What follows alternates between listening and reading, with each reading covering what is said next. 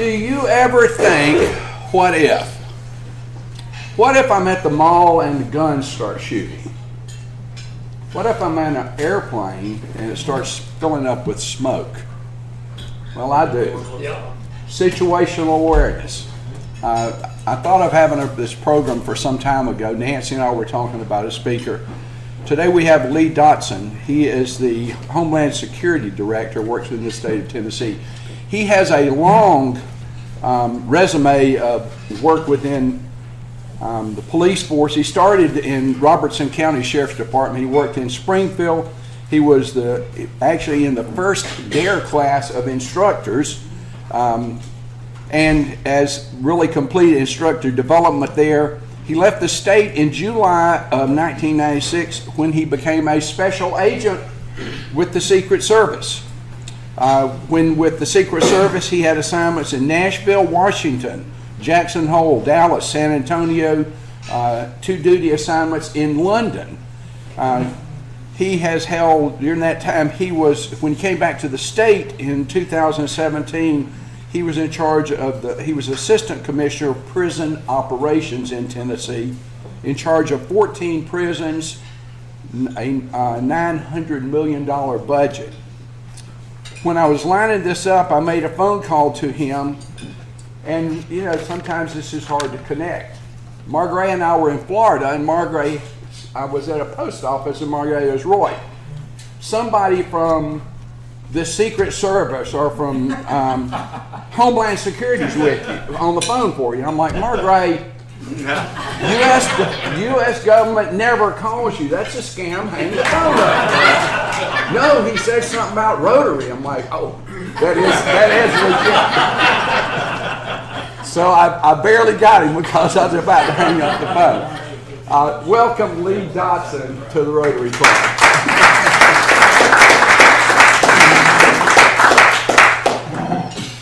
Very kind, thank you. Considering the talk about, well, first, thank y'all for letting me have a few minutes of your time, and considering the talk about impending weather next Monday, I'm going to rush through this because I'm feeling I need to get to the grocery store to get some milk and bread. At least I need to get ahead of y'all. But how many teachers do we have in here? Anybody have an education background? So teachers are familiar with what's called MBWA, or management by walking around. I don't do well behind podiums, so you'll have to forgive me. So I'll be moving around. It serves a couple of purposes. It allows me the opportunity to glance back without you noticing it at the PowerPoint to make sure I'm staying on task. And you've all had a nice meal, and I want to make sure I keep you all awake. So this way I can walk behind you and keep your head on a swivel a little bit. The PowerPoint, I'll go through the PowerPoint, but there's a number of things that I do want to make sure that I get a chance to address with you. The good doctor brought up a good point about situational awareness. And my wife, every time we travel, I mean, with the Secret Service, you can imagine, myself personally, the people I work with, we travel a lot. In the campaign, just to give you an example, the campaign year 2004, I was away from home 220 nights. So that's a lot of travel, and that's typically going from city to city to city to city. So you're on airplanes a lot. Obviously, that was after September the 11th, so people are a lot more, vigilant, to some extent hyper vigilant. But my wife always picks on me because as soon as I sit down on an airplane, I start counting rows.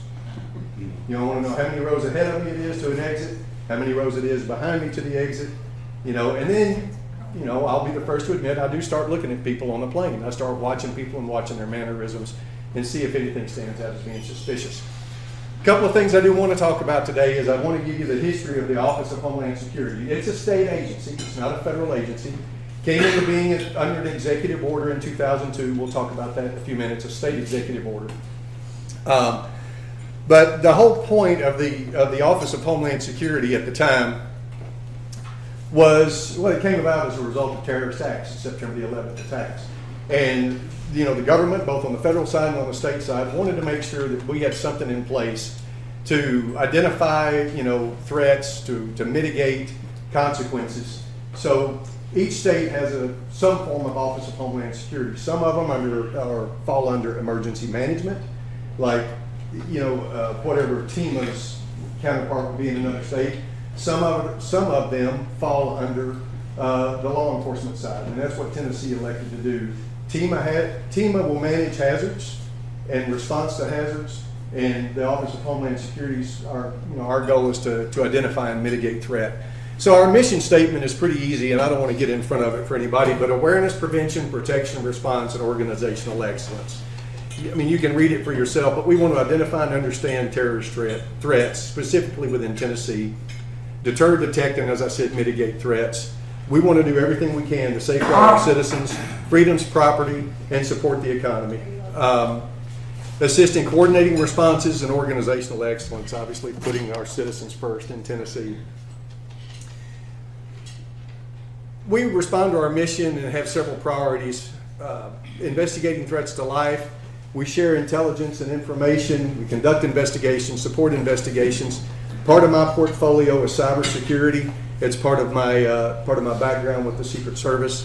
That involves election security, local government, private entities, and then preparedness, special events, training, executive protection, physical security. School safety is something big that I'll talk about in a few minutes. Again, we work with our counterparts across the state, whether they be law enforcement or private citizens or businesses, other government agencies. We'll plan and conduct training exercises, whether it be an active shooter event that somebody may want to practice a response to, going out and speaking publicly, going to schools, working with boards of education to develop exercise. We also look at plans and technology as part of our cybersecurity response. I'll speak just a minute if I can get to it. Some of the grant programs that we work with the federal government on, the Homeland Security grants, the Homeland Cybersecurity grants, and the Homeland Security Nonprofit grant.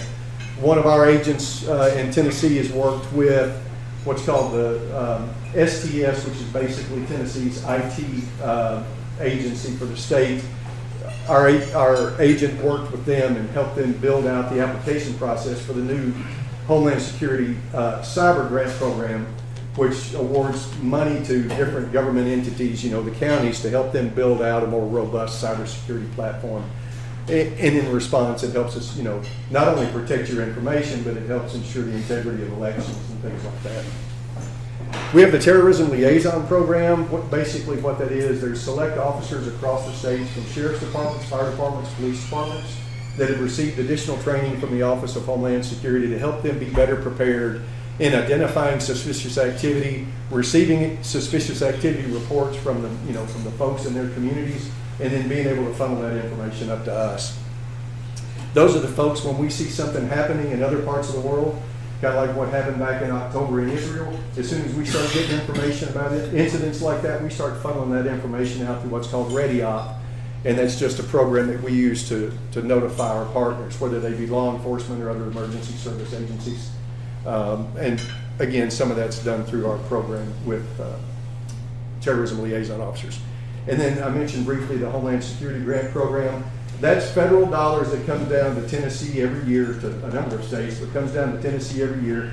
TEMA manages the reimbursement program. The Office of Homeland Security works with our local counterparts in the 11 emergency service or Homeland Security districts across the state, so that we can help them with their applications. That way there's no conflict of interest. We can help them identify their needs and then help them address those needs, whether it be through purchasing equipment, paying for training, or whatever. They apply for the grant through TEMA to FEMA, Federal Emergency Management Agency, manages the funds. And then once the award is done, then we'll help them if they come up with something and say, you can't buy like guns and ammunition with the grant, as you can imagine. But there are things that you can buy, which does everybody know what a Bearcat is? Basically an up-armored vehicle.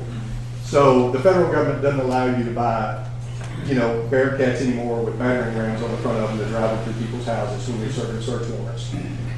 However, if you have an explosive ordnance division or something like that, or what's called CBRN, chemical, biological, radiological, nuclear, or an explosive program in your community run by your fire department, police department, or emergency management, if there's a need for a vehicle like that, to support the activities of your CBR&E group or your EOD group, then we can work with you through the Office of Homeland Security to make sure that it's not, that it's supports more reactionary response than it does, a response of driving through somebody's house. So again, touched on briefly the history, how Homeland Security came about. Obviously, the terror attacks, 2001. Governor Sundquist signed an executive order creating the Office of Homeland Security in the office of the governor. And then in 2007, Governor Bredesen signed the executive order moving the Office of Homeland Security under the Department of Safety. I mentioned there are 11 Homeland Security districts across the state.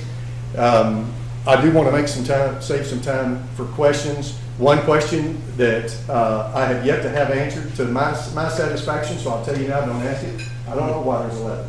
They don't, to me, they don't marry up with anything. They don't marry up with the highway patrol districts. It's just 11 districts. So number 5, I can kind of figure that one out. You know, there's an urban area,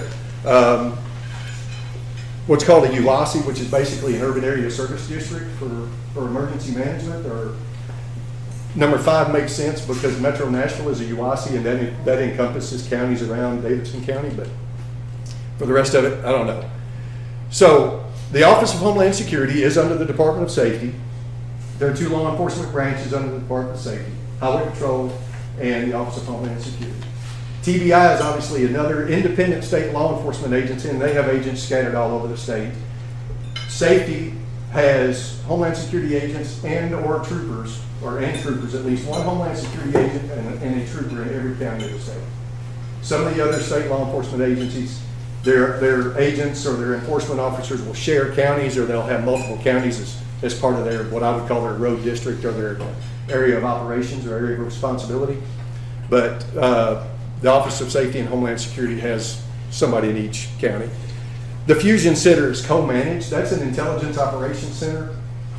A lot of liaison between the federal government and the states through the Fusion Center. Fusion Centers came into being after September the 11th so that we could all share information across, divergent platforms, get information and funnel it out to the people that need it in an appropriate amount of time. Tennessee is unique because the Fusion Center is co-directed. I have a counterpart who's an assistant director over at TBI, and then he has a couple of downstream supervisors that manage the left side of the Fusion Center, or right side, whichever you look at it. And then the Office of Homeland Security, under the supervisor that I have working there, manages the opposite side. Each has their own kind of niche. Our folks there, areas of specialty might be domestic violent extremism, might be,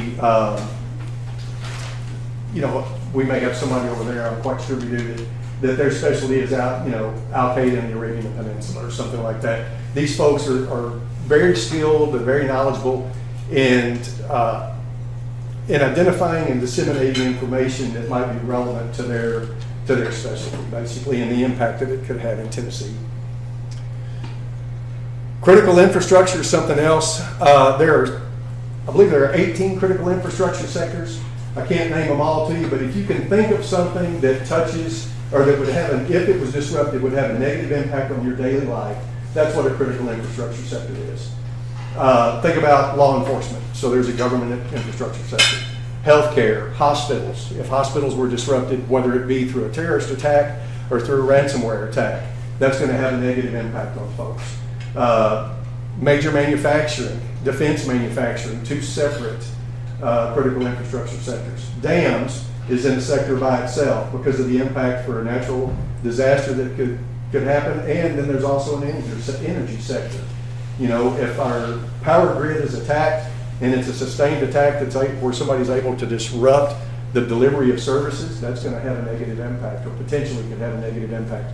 So we also focus on critical infrastructure protection. We work with TEMA in identifying those, let's just say, critical infrastructure nodes around the state, so that we can work with those folks in helping them either ensure that they have emergency response plans or emergency action plans to address, a threat if it comes into being, but specifically working with them on preventative measures as well.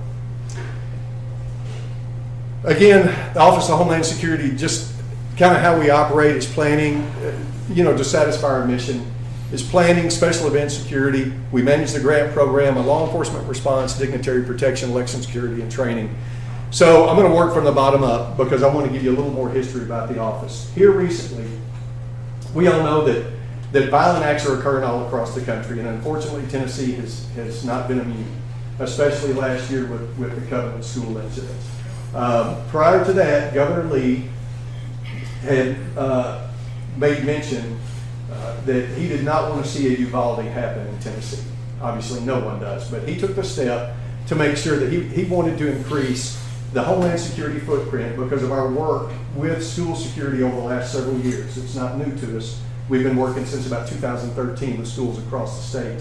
So Governor Lee wanted to make sure that we increased our footprint, and his goal was to have a Homeland Security agent in every county. That's not just for planning purposes, that's just not for training purposes, that's for response purposes. Counties like Moore County, Lake County, that might have 5 schools, they may only have 1 deputy sheriff working in the county.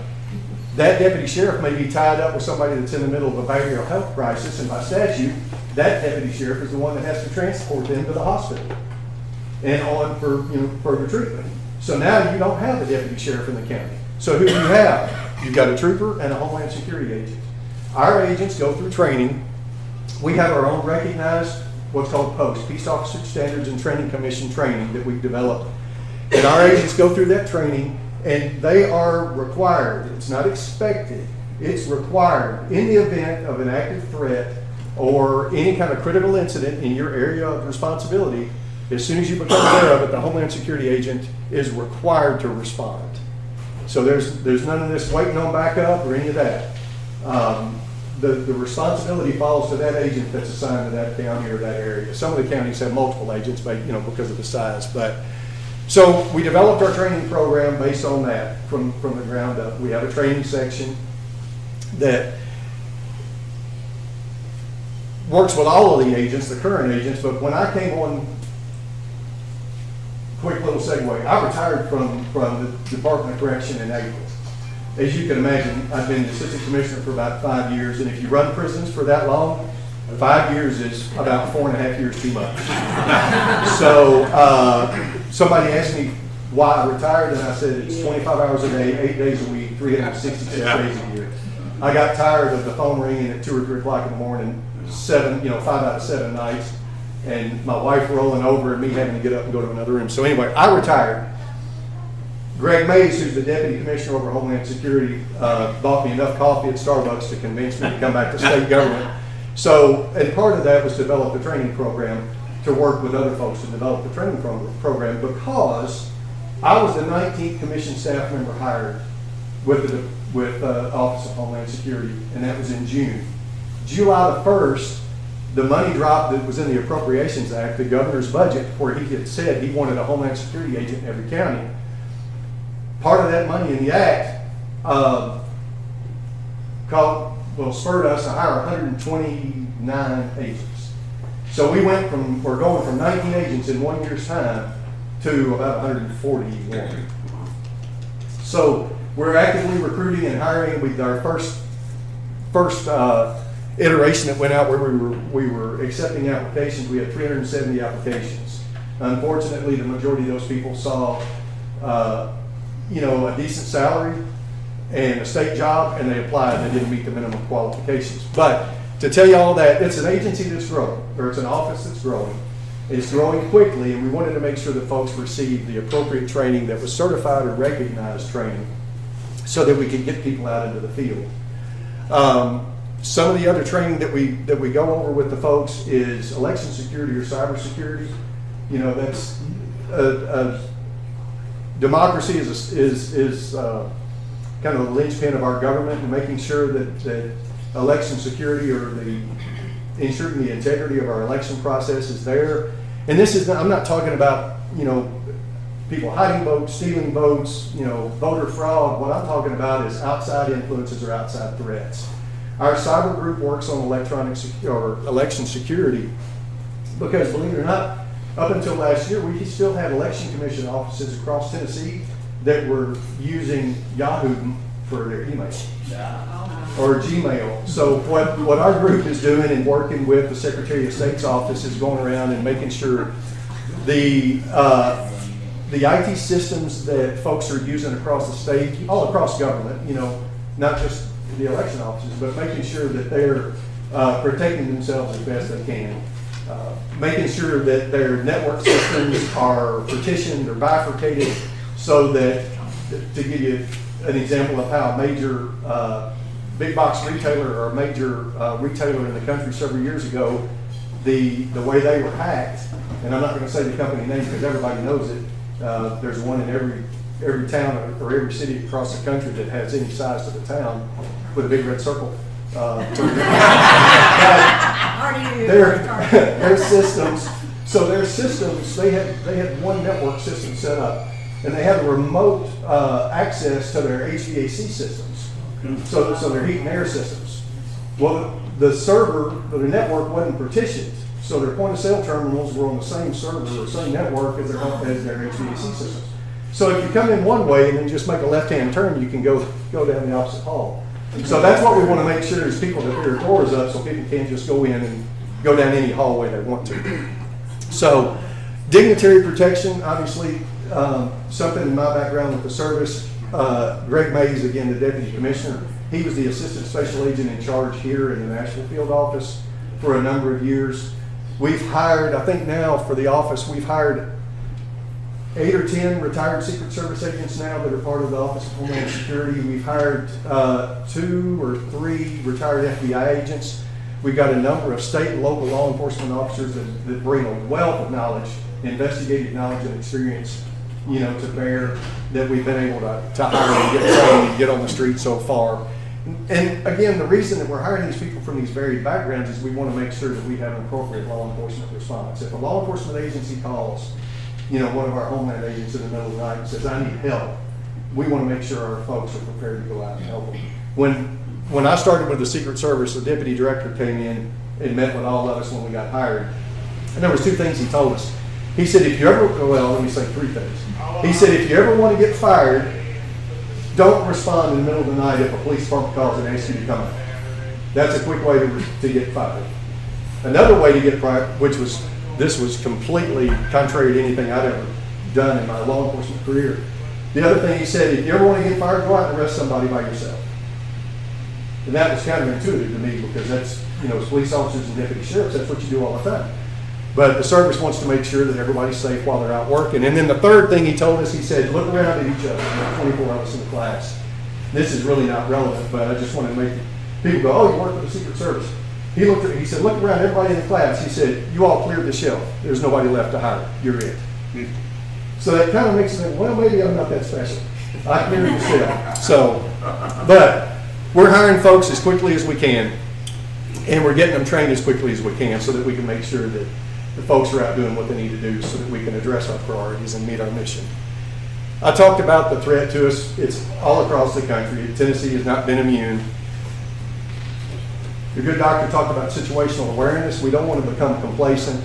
You don't want to be hyper vigilant to the point that it's interfering with how you live your daily life, but you do want to be aware of your surroundings. Reporting suspicious activity is something that we encourage.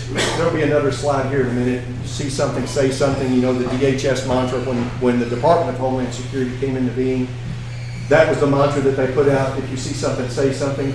So far, every attack that has occurred is with regard to, say, school shootings. The suspect involved has said something to somebody.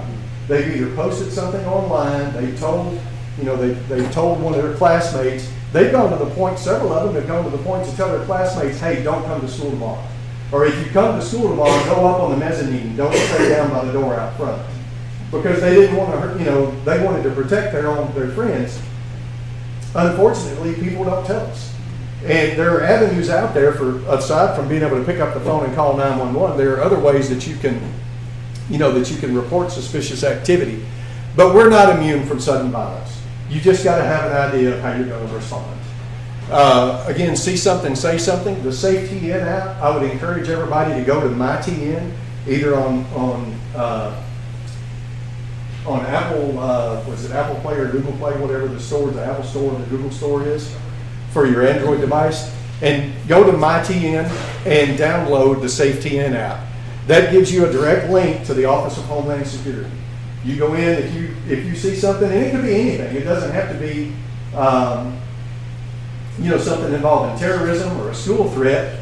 If you have suspicion about somebody that may be engaged in criminal activity, send us the information. We'll route it to the appropriate authorities. SafeTN is monitored 24 hours a day.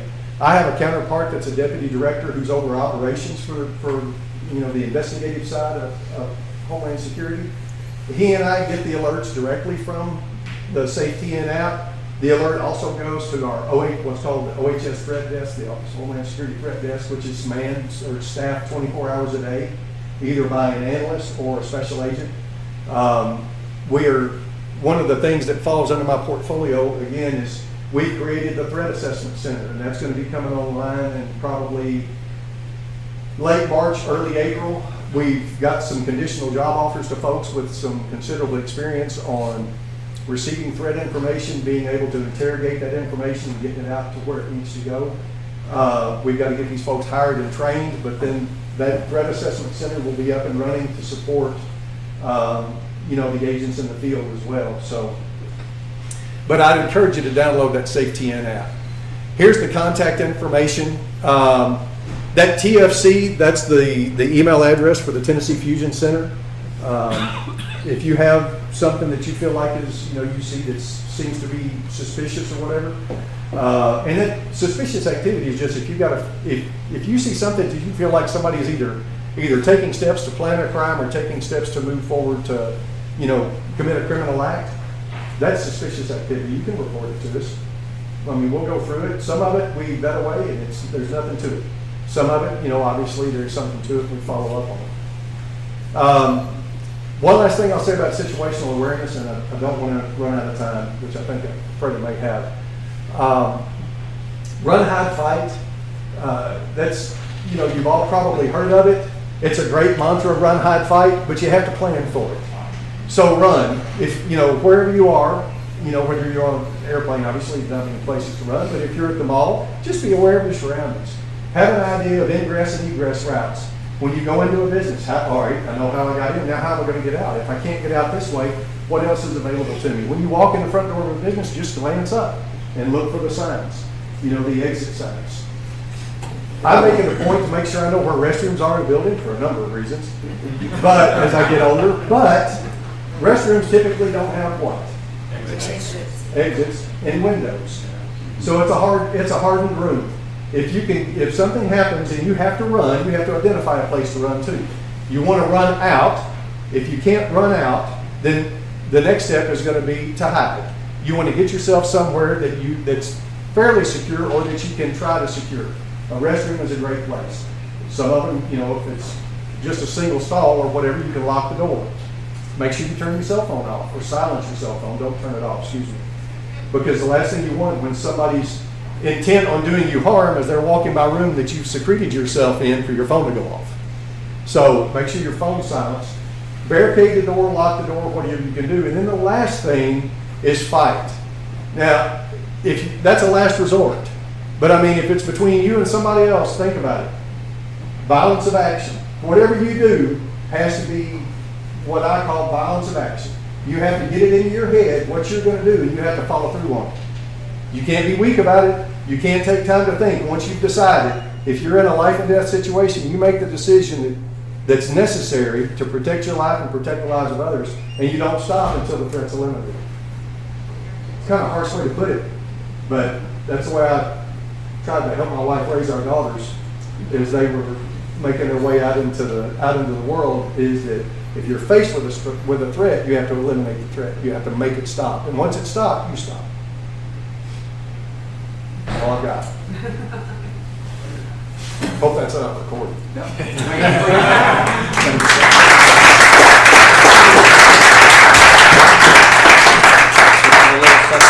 Thank you very much for our speaker. Don't And yes, and if you have questions, will you hang around for a few minutes? Absolutely, certainly, yeah. Okay, so thank y'all all for being here, and we'll see you hopefully next week if the weather's good. So,